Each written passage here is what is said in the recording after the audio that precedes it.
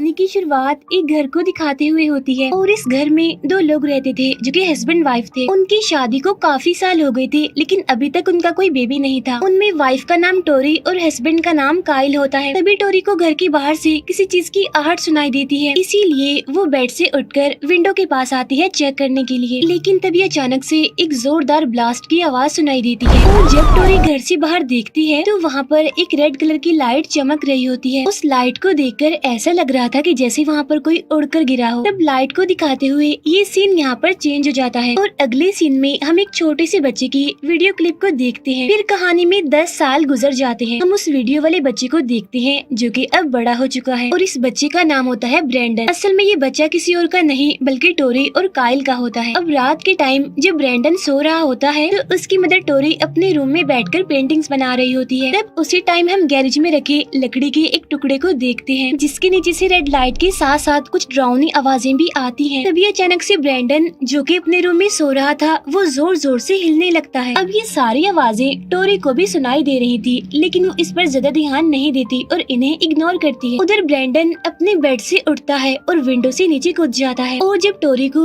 ये आवाज सुनाई देती है तो वो घर से बाहर आती है चेक करने के लिए। लेकिन वो देखती है कि वहाँ पर कुछ नहीं हुआ, सब कुछ नॉर्मल है, इसीलिए वो वापस से घर के अंदर जाने लगे। लेकिन तभी कोई उसके पीछे से तेजी से वहाँ से गुजरता है। अब टोरी समझती है कि ये ब्रेंडन है जो उसे डराने की कोशिश कर रहा है, इसीलिए वो उस आवाज को फॉलो करते हुए गैरेज में पहुँच जाती है। तो वो देखती है कि ब्रेंडन अपने घुटनों के बल बैठा हुआ है और वो जोर जोर से बेसमेंट के दरवाजे को खोलने की कोशिश कर रहा है लेकिन बेसमेंट के उस दरवाजे पर लॉक लगा हुआ है। अब टोरी ये सीन देखकर काफी हैरान हो जाती है और वो ब्रेंडन को वहाँ से खड़ा करके उसे रिलैक्स करने की कोशिश करती है। असल में ये वही जगह होती है जहाँ से कुछ टाइम पहले रेड रोशनी के साथ साथ कुछ डरावनी आवाजें भी आ रही थी। नेक्स्ट डे ब्रेंडन और काइल एक फर्नीचर को रिपेयर कर रहे होते हैं। तब यहाँ पर काइल अपने बेटे ब्रेंडन से कहता है कि मैं कुछ जरूरी सामान लेने के लिए जा रहा हूँ, इसीलिए तब तक तो मशीन के जरिए ग्राउंड की घास को काट देना। अब काइल के जाने के बाद ब्रेंडन उस मशीन को स्टार्ट करने की कोशिश कर रहा होता है लेकिन इतनी कोशिश करने के बावजूद भी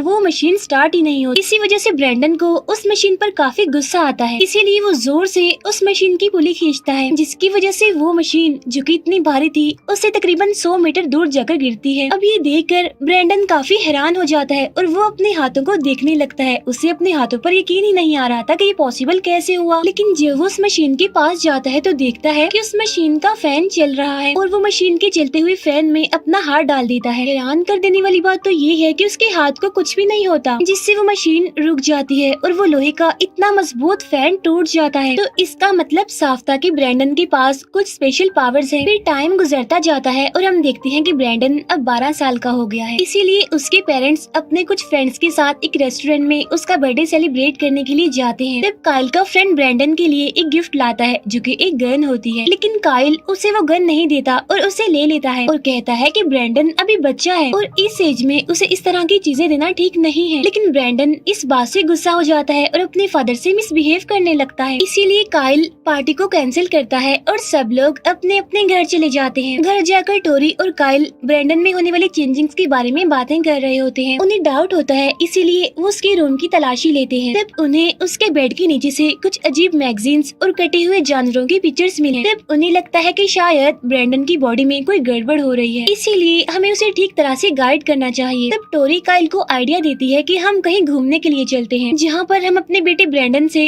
खुलकर बात कर सकेंगे। अब नेक्स्ट डे वो अपना सामान पैक करते हैं और कैंपिंग के लिए निकल जाते हैं जहाँ जंगल में जाकर वो अपना कैंप लगाते हैं। वहाँ हंटिंग करने के दौरान काइल ब्रेंडन को टीनेज स्टेज में कैसे रहते हैं ये बताता है। अब रात को जब वो लोग अपने टेंट में सो रहे होते हैं तो टोरी जाग जाती है और वो देखती है कि ब्रेंडन अपने बिस्तर पर नहीं है। फिर यहाँ से सीन चेंज होकर आता है ब्रेंडन की क्लासमेट पर जो कि अपने लैपटॉप को बंद करके सो जाती है। लेकिन तभी अचानक से उसके लैपटॉप में म्यूजिक बजने लगता है, इसीलिए वो लैपटॉप को बंद करके जैसे ही बेड की तरफ मुड़ती है तो तब एक बार फिर से लैपटॉप ऑन हो जाता है और फिर से म्यूजिक बजने लगता है। तभी देखकर वो काफी डर जाती है और फिर से लैपटॉप को बंद करके इस बार उन पर बुक्स रख देती है। लेकिन तभी उसे कर्टन्स के पीछे से एकदम ब्रेंडन दिखाई देता है जिसकी वजह से वो काफी डर जाती है और चिल्लाती है, लेकिन तभी उसकी मदर वहाँ पर आ जाती है और वो देखती है कि वो इतनी डरी हुई है, तो वो उसे रिलैक्स करने की कोशिश करती है। फिर हम देखते हैं टोरी को, जो कि ब्रैंडन को ढूंढ रही होती है। तब अचानक से टोरी को ब्रैंडन वहीं पर ही मिल जाता है और वो टोरी को बताता है कि मैं तो यहीं था, बस मैं वॉशरूम के लिए गया था। फिर एक रात जब काइल अपनी गन रखकर सोने के लिए जा रहा था, तब उसे गैरेज में से मुर्गियों के चिल्लाने की आवाजें आने लगती हैं। इसी वजह से वो अपनी गन लेकर वहाँ पर चेक करने के लिए जाता है। तो वहाँ पर जाकर वो देखता है कि यहाँ पर ब्रैंडन खड़ा हुआ है, जो मुर्गियों को बड़े ही अजीब तरह से देख रहा है, उन्हें घूर रहा है और उसे देखकर ही सारी मुर्गियाँ डर रही हैं और चिल्ला रही हैं। तब काइल उससे पूछता है कि इतनी रात को तुम यहाँ पर क्या कर रहे हो, लेकिन ब्रैंडन उसे कोई जवाब नहीं देता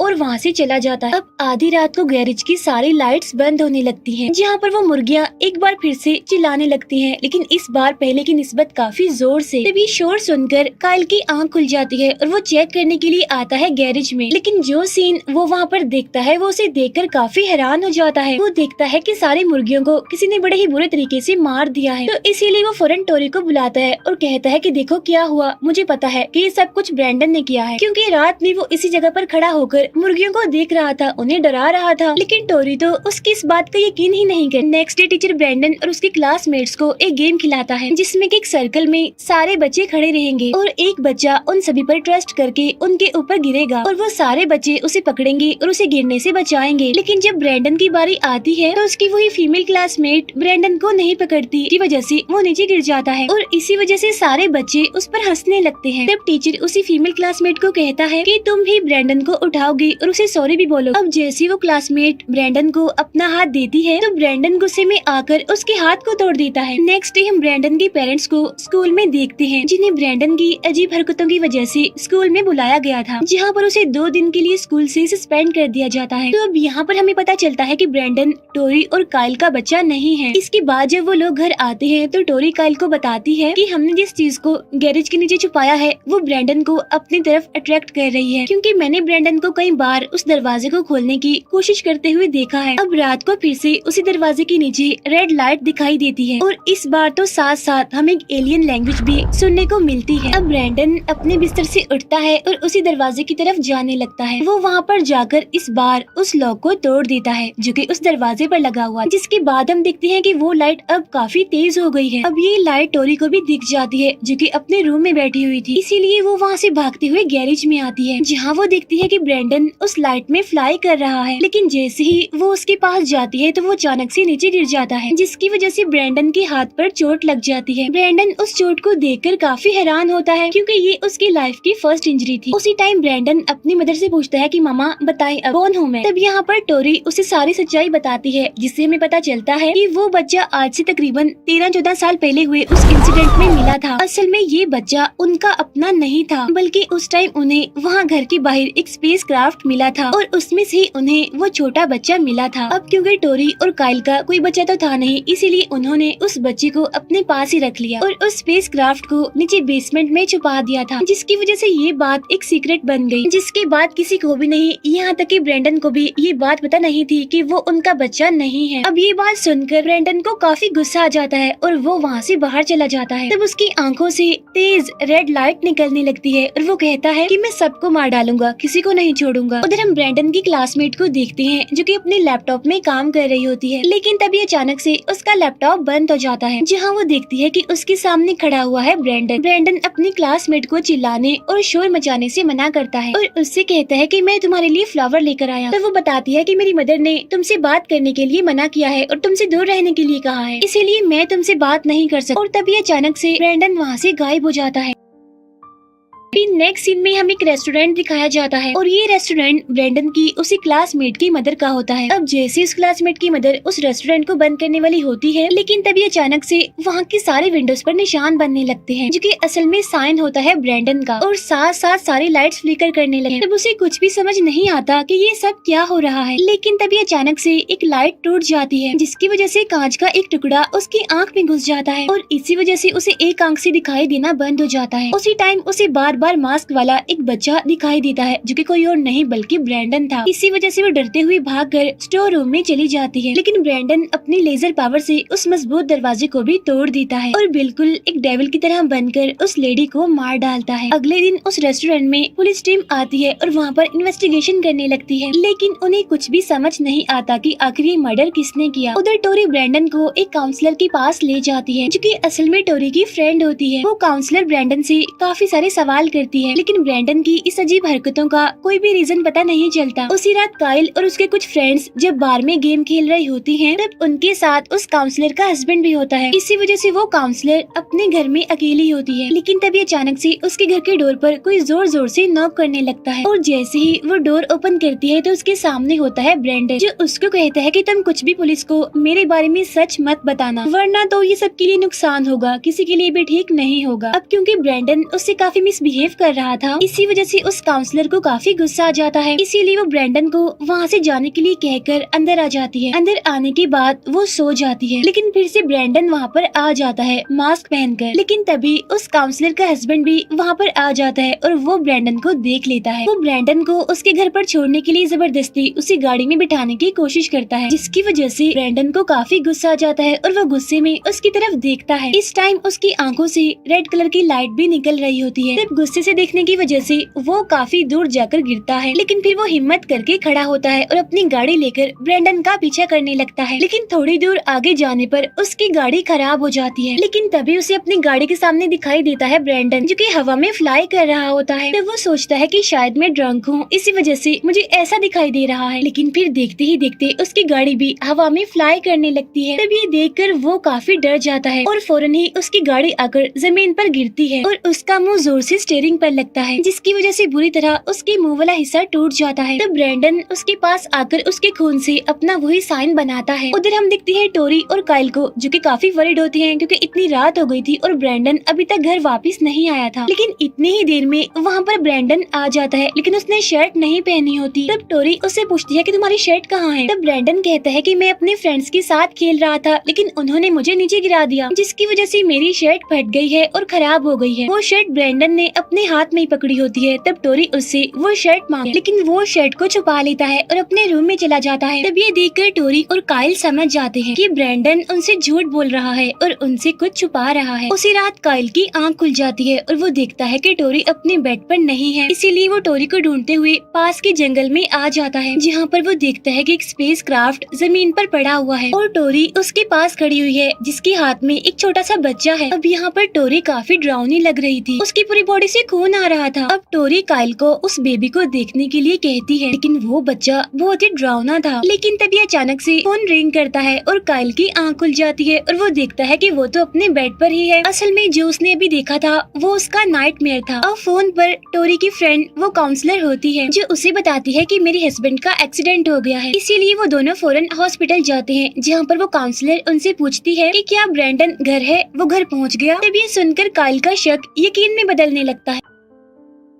नेक्स्ट मॉर्निंग काइल और टोरी ब्रैंडन से पूछते हैं कि उस काउंसलर के हस्बैंड की मौत कैसी हुई, क्या तुम उसके बारे में कुछ जानते हो? अगर जानते हो तो हमें बता दो, क्योंकि हम जानते हैं कि पिछली रात तुम उनके घर पर गए थे। तब ब्रैंडन कहता है कि मुझे कुछ नहीं पता, मैं इस बारे में कुछ नहीं जानता। लेकिन काइल काफी गुस्सा हो जाता है और डांटते हुए उससे बार बार इस बारे में पूछता है। लेकिन एक ही दम ब्रैंडन अपने एक हाथ से काइल को दूर दीवार पर फेंकता है। ऐसा करने के बाद ब्रैंडन अपने रूम में चला जाता है। अब ये सब देखकर काइल बहुत हैरान हो जाता है और उसे अब पूरा यकीन हो जाता है कि उस काउंसलर के हस्बैंड को किसी और ने नहीं बल्कि ब्रैंडन ने ही मारा है। लेकिन टोरी को अभी तक ऐसा नहीं लग रहा था, वो उसकी बात पे एग्री नहीं करती। इसीलिए ठीक उसी टाइम काइल ब्रैंडन के रूम में जाता है, जहाँ पर उसे ब्रैंडन की वो खून वाली शर्ट मिल जाती है। काइल उस शर्ट को टोरी को दिखाते हुए उसे समझाने की कोशिश करता है कि ब्रैंडन कोई इंसान नहीं है, बल्कि वो दूसरी दुनिया से आया हुआ एक शैतान है, एक डेविल है, जो कि सबके लिए खतरा है और बहुत जल्द वो हम दोनों को भी मार देगा। लेकिन टोरी तो अभी भी उसकी बातों का यकीन नहीं कर कर रही थी। नेक्स्ट डे काइल ब्रैंडन को लेकर वीकेंड पर निकल जाता है, जहाँ पीछे से टोरी घर पर अकेली होती है। ठीक उसी टाइम वहाँ पर एक पुलिस ऑफिसर आता है, जो टोरी को वही ब्रैंडन वाला साइन दिखाता है जो कि उसे सड़क पर मिला था। लेकिन टोरी पुलिस ऑफिसर के सामने उसे पहचानने से इनकार करती है, इसीलिए वो पुलिस ऑफिसर वहाँ से चला जाता है। अब यहाँ पर टोरी को भी सारी बात समझ आ जाती है कि ब्रैंडन कोई आम बच्चा नहीं है, बल्कि वो दूसरी दुनिया से आया हुआ एक एलियन डेविल है, क्योंकि उसे ब्रैंडन की एक कॉमिक बुक मिलती है जिसमें उसने कई सारी टॉर्चर वाली काट मार वाली पेंटिंग्स बनाई हुई थी। उधर काइल और ब्रैंडन जंगल में हंटिंग के लिए जा रहे थे। अब काइल को तो सारी बात पहले से ही पता होती है, इसीलिए उसने ब्रैंडन को मारने के लिए ये वीकेंड प्लान किया था। अब वो ब्रैंडन को गोली मार देता है, जो कि उससे आगे चल रहा था। लेकिन सरप्राइजिंगली उस गोली से ब्रैंडन को कुछ भी नहीं होता, इसीलिए काइल बहुत ज्यादा डर जाता है, काफी घबरा जाता है। लेकिन इससे पहले कि वो दूसरी गोली के लिए गन को लोड करता, ब्रैंडन वहाँ से गायब हो जाता है। इसी वजह से काइल वहाँ से भागने लगता है। तभी अचानक से पीछे से हवा में उड़ता हुआ ब्रैंडन आता है, जो कि काइल पर हमला करके उसे नीचे गिरा देता है। फिर बाद में वो मास्क पहनकर काइल के पास आता है और अपनी आंखों से निकलने वाली सुपर लेजर लाइट से उसकी स्कल को जला देता है। उधर टोरी बार बार काइल को कॉल कर रही होती है ताकि ये सारी बातें वो काइल को बता सके। तो वो कॉल उठाता है ब्रैंडन और कहता है कि पापा तो चले गए। तब ये सुनकर टोरी समझ जाती है कि ब्रैंडन ने काइल को मार दिया है, इसीलिए टोरी उससे पूछती है कि जल्दी बताओ तुम कहाँ पर हो, जिस पर ब्रैंडन कहता है कि मैं तो अपने घर पर ही हूँ। तब ये सुनकर टोरी काफी डर जाती है और वो देखती है कि ब्रैंडन उनके घर के सामने ही हवा में फ्लाई कर रहा है, इसीलिए टोरी फौरन हेल्प के लिए पुलिस को कॉल करती है। तब वहाँ पर एक पुलिस ऑफिसर और एक लेडी आते हैं। तब टोरी किसी तरह हिम्मत करके घर के दरवाजे तक आती है, लेकिन तभी अचानक से उस पुलिस ऑफिसर की बॉडी ब्लास्ट हो जाती है, इसीलिए वो फीमेल ऑफिसर टोरी को घर के अंदर छुप जाने के लिए कहती है और खुद वो बैकअप बुलाते हुए ब्रैंडन को ढूंढने लगती है। लेकिन तभी ब्रैंडन उस पर अटैक करके उसे भी बड़े ही ब्रूटल तरीके से मार डालता। उस वक्त टोरी बेड के नीचे छुपी हुई थी और ये सब कुछ वो अपनी आंखों से देख पा रही थी। इसी वजह से उसकी हालत खराब हो जाती है, वो काफी डर जाती है। अब वो आहिस्ता से वहाँ से निकलकर विंडो से कूदकर घर से बाहर आ जाती है। तभी उसे याद आता है कि ब्रैंडन को किसी भी चीज से चोट नहीं लग सकती सिवाय एक चीज के, और वो चीज होती है वही स्पेसक्राफ्ट, क्योंकि पहले एक बार ब्रैंडन के साथ ऐसा हो चुका था, यानी उसे उस स्पेसक्राफ्ट से चोट लग चुकी थी। इसीलिए टोरी फौरन गैरेज में जाती है और स्पेसक्राफ्ट के एक टुकड़े को तोड़कर ब्रैंडन को आवाज लगाने लगती है। अब ब्रैंडन जैसे उसके सामने आता है तो टोरी उसके सामने प्यार का ड्रामा करती है। तब टोरी फौरन उसे अपने गले से लगा लेती है और जैसे ही वो उस टुकड़े से ब्रैंडन पर अटैक करने वाली होती है, तभी अचानक से ब्रैंडन उसके हाथ को पकड़ लेता है और वो गुस्से में अपनी मदर टोरी को पकड़कर आसमान में काफी ऊपर तक ले जाता है। काफी ऊपर जाने के बाद वो टोरी को छोड़ देता है और इतनी ऊंचाई से गिरने की वजह से ही टोरी की फौरन मौत हो जाती है। लेकिन तभी ब्रैंडन देखता है कि वहाँ पर एक प्लेन आ गया है और इसी के साथ नेक्स्ट सीन में हम देखते हैं कि वो प्लेन भी क्रैश हो गया है, जिसमें तकरीबन 268 पैसेंजर्स थे जो सारे के सारे मारे गए और उस प्लेन पर भी वही वाला ब्रैंडन का सिंबल बना होता है। इसका मतलब कि उस प्लेन को भी ब्रैंडन ने ही क्रैश किया था। अब मीडिया और पुलिस को लगता है कि वो प्लेन इस फार्म हाउस पर क्रैश हुआ था जिसमें काइल और टोरी की मौत हो गई, लेकिन उनका जो बच्चा होता है ब्रैंडन, वो अभी तक जिंदा होता है और बिल्कुल सेफ सही सलामत होता है। उस टाइम ब्रैंडन बिस्किट खा रहा होता है और उसको दिखाते हुए ही ये मूवी यहीं पर एंड हो जाती है।